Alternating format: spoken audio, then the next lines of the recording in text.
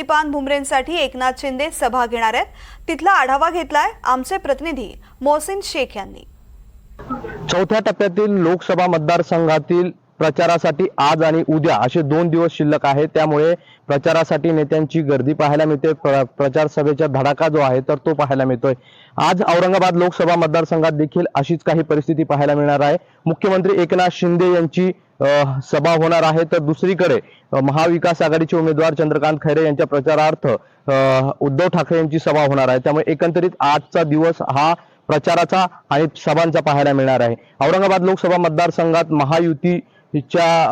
महायुतीकडून जे आहे तर संदीपान भुमरे यांना उमेदवारी देण्यात आली आहे, तर दुसरीकडे चंद्रकांत खैरे महाविकास आघाडीकडून रिंगणात आहे। त्यामुळे या सर्व लोकसभा निवडणुकीसाठी औरंगाबाद मतदारसंघासाठी फक्त प्रचाराचे 2 दिवस शिल्लक आहे। आज आणि उद्या 2 दिवस उमेदवारांना प्रचार करता येणार आहे। त्यामुळे या 2 दिवसात शक्य होईल तेवढ्या सभा घेण्याचा प्रयत्न दोन्हीकडून सुरू असल्याचं पाहायला मिळत आहे। त्यामुळे आजचा दिवस हा सभांमुळे आरोप प्रत्यारोपांमुळे गाजण्याची शक्यता आहे।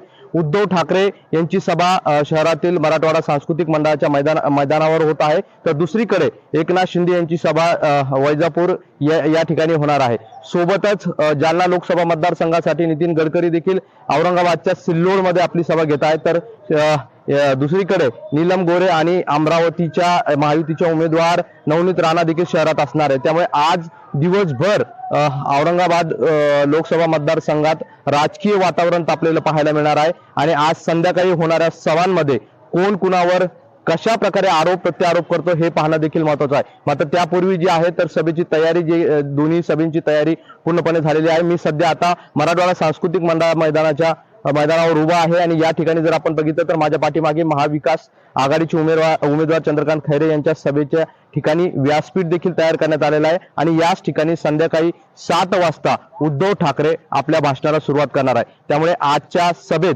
मुख्यमंत्री एकनाथ शिंदे आणि उद्धव ठाकरे नेमकं काय बोलणार हे पाहणं महत्त्वाचं ठरणार आहे। मोहसिन शेख, NDTV, छत्रपती संभाजीनगर।